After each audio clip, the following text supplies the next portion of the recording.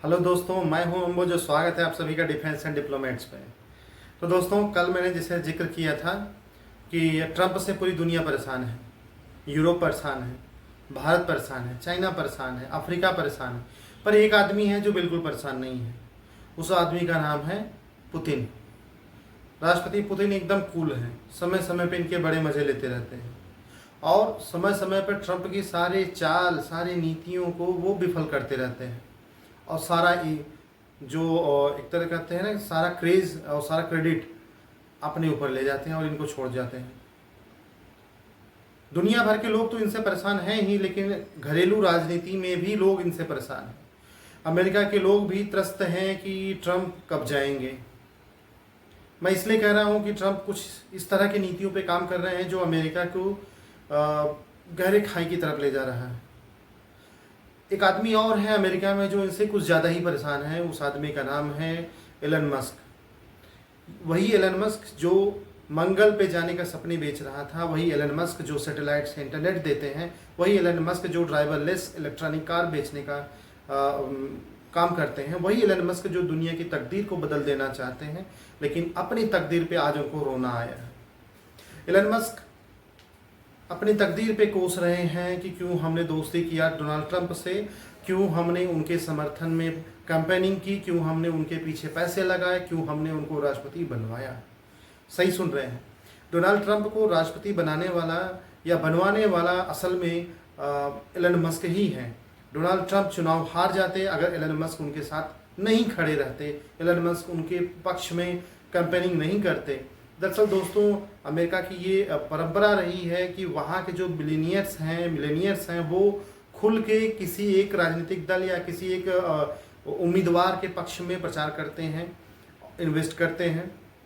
हमारे यहाँ भी ये काम होता है, लेकिन लुका छिपी से, जिससे चुनावी फंड या राजनीतिक फंड के नाम से आप जानते हैं। इसी तरह से अमेरिका में है, लेकिन वहाँ एकदम ओपन है। तो सारे जो बड़े बड़े अरबपति खरबपति लोग थे वो ट्रंप के विरोध में थे, यानी कि वो डेमोक्रेट्स की तरफ थे।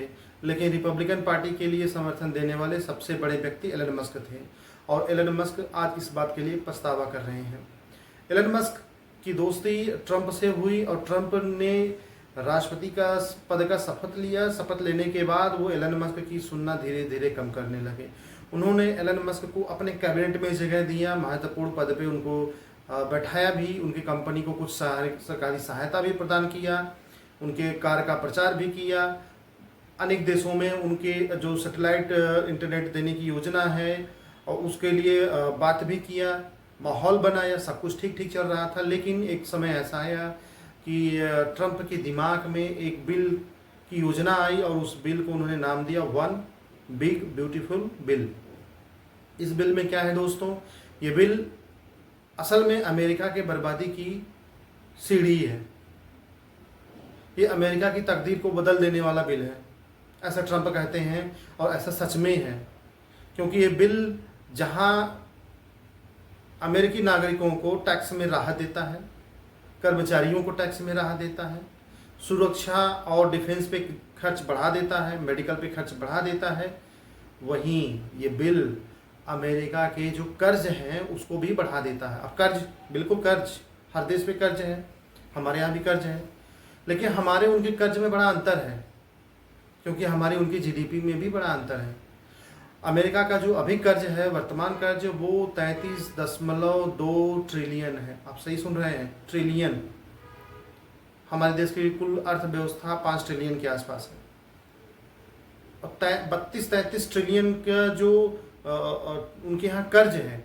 और ये जो बिल ट्रंप लाए हैं, इस बिल की खासियत ये है कि ये उस कर्ज में बढ़ोतरी करेगा। कितना? 3.5 ट्रिलियन, यानी कि भारत के कुल जीडीपी का 70% वो और बढ़ा देगा कर्ज के रूप में। सिर्फ कर्ज ही नहीं बढ़ाएगा, और भी कुछ काम करेगा। जैसे 4.5 यानी 4.5 ट्रिलियन का रेवेन्यू जो है वो कम जनरेट होगा। टैक्स नहीं लेंगे तो जाहिर सी बात है कम जनरेट होगा। अब ट्रंप चाहते हैं कि अमेरिकी नागरिकों को हम इस तरह से छूट दें और टैरिफ के नाम पे ही वही पैसा दूसरे देशों से वसूल लें। लेकिन खेल इतना आसान है नहीं। हर देश अपने लिए लड़ेगा, खड़ा है, लड़ रहा है, चाइना के साथ इनका नेगोशिएशन चल ही रहा है, इंडिया को धमकी दे रहे हैं, उस पर भी हम चर्चा करेंगे किसी दिन। मैंने वैसे भी जिक्र कर रखा है पहले से ही कि 500% टैरिफ वाले योजना की। तो इस तरह से ये जो बिल है इनका, ये अमेरिका को गर्त की तरफ लेके जा रहा है। और इस बिल में एक बात और मेंशन है, वो बात यह है कि इस बिल में जो सरकार द्वारा तमाम कंपनियों को सहायता दिया जाता था, वो सहायता बंद कर दिया जाएगा। जो इलेक्ट्रॉनिक व्हीकल को बढ़ावा देने के लिए कुछ सब्सिडी दी जाती थी, वो बंद कर दिया जाएगा। कार्बन उत्सर्जन कम करने के लिए जितनी योजनाएं चलाई जा रही थी, उनके फंड में कटौती की जाएंगी। जो योजनाएं भविष्य को ध्यान में रख के चलाई जा रही थी कि आज नहीं तो कल तेल खत्म हो जाएगा, कोयला खत्म हो जाएगा, गैस खत्म हो जाएगा, पर्यावरण प्रदूषित हो रहा है, उनके फंड में कटौती की जाएंगी। इन सब बातों को लेकर के एलन मस्क में और अमेरिका के राष्ट्रपति यानी डोनाल्ड ट्रंप ने के बीच में थोड़ा खींचतान बढ़ा, और ये खींचतान धीरे धीरे बढ़ता गया। बढ़ते बढ़ते स्थिति यहाँ तक बढ़ गई कि एलन मस्क अपने पद से इस्तीफा दे दिए और राष्ट्रपति ने उनके सारे सुविधाओं को बंद कर दिया। डोनाल्ड ट्रंप और एलन मस्क के बीच में तू मैं शुरू हो गई, टॉम एंड जेरी की तरह बिल्कुल। और वो दोनों एक दूसरे पे एलिगेशन लगाने लगे, वो दोनों एक दूसरे के पुराने राज और कच्चा चिट्ठा, जैसी कहते हैं ना कि गांव में झगड़ा होता है तो लोग एक दूसरे के कच्चे चिट्ठे खोलने लगते हैं, वो उसकी बुराई बताता है, वो उसका हिस्ट्री बताता है। इसी तरह से वो दोनों एक दूसरे की हिस्ट्री बताने लगे, दोनों एक दूसरे के सीक्रेट फाइल को ओपन करवाने लगे। तो स्थिति इस तरह से बिगड़ती गई एलन मस्क और ट्रंप के बीच में। अब ताज़ा समाचार ये है कि ट्रंप का जो ये बिल है वो दोनों सदनों से पास हो गया है और राष्ट्रपति के पास साइन करने के लिए आ गया है। तो अगर राष्ट्रपति इस पर साइन करेगा तो ये कानून बन जाएगा। और इस तरह से ट्रंप की विजय हुई, लेकिन एलन मस्क हार गए। अब एलन मस्क क्या करें? एलन मस्क को पहले ही ट्रंप ने कहा है कि तुम अफ्रीका चले जाओ, क्योंकि एलन मस्क के पिताजी लोग अफ्रीका से यहाँ आए थे। वैसे देखा जाए दोस्तों तो पूरा अमेरिका ही प्रवासियों का घर है। असल में अमेरिका के जो नेटिव हैं उनकी संख्या बहुत सीमित है और वो ब्लैक हैं। जितने भी वाइट स्किन वाले वहाँ दिख रहे हैं या ग्रे स्किन वाले वहाँ दिख रहे हैं, ये वहाँ के मूल निवासी नहीं हैं। ये तो अमेरिका भी तो ब्रिटेन का उपनिवेश था, तो उन्होंने देखा बड़ा देश, अच्छा जलवायु, बसने लायक जगह है तो बस गया आके।